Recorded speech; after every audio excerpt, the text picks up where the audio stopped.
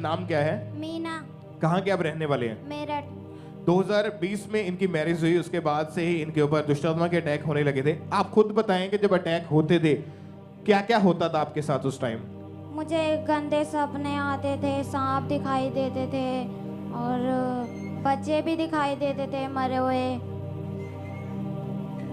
उसके बाद जब हमने बेबी प्लान किया तो 1.5 महीने के बाद हमारा मिसकैरेज हो जाता था। मतलब मई 2020 में जब आप प्रेग्नेंट हुई तो 1.5 महीने के बाद एक सपना है, क्या सपना था वो, क्या हुआ था? मुझे ब्लीडिंग दिखाई दी थी।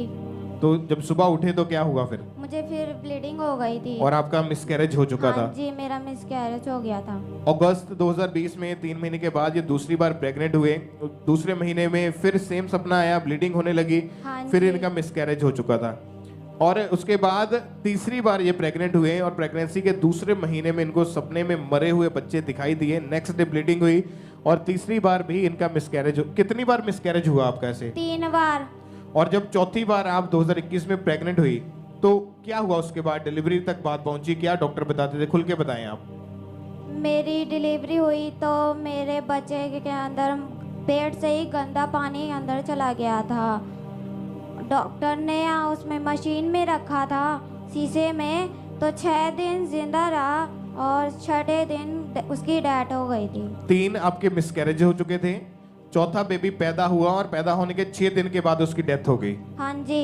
आपके घर का माहौल कैसा था? आप क्या सोचती थी? आपके पति क्या बोलते थे उस समय?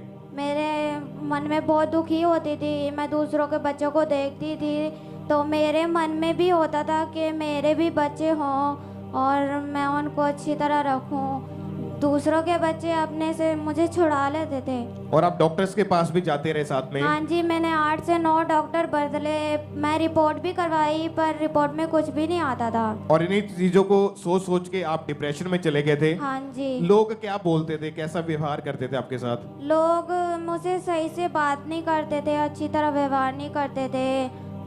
और आपने खुद से भी अपनी उम्मीद छोड़ दी थी। हाँ जी। क्या लगता था आपको? मुझे लगता कि मेरा बेबी नहीं होगा। मतलब 5-6 बार मेरा मिसकैरेज हो गया था तो इस वजह से मैं उम्मीद छोड़ चुकी थी और हमें हस्बैंड वाइफ में लड़ाई झगड़ा होने लगा था।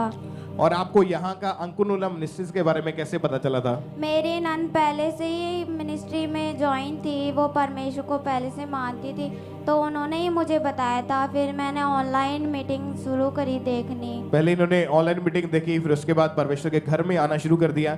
फिर जब 9 जनवरी 2022 को परमेश्वर के दास ने स्पेशल प्रेयर की डिलीवरेंस के लिए, छुटकारे के लिए, तो पूरे विश्वास के साथ इस बहन ने अपने लिए उस प्रार्थना को रिसीव किया।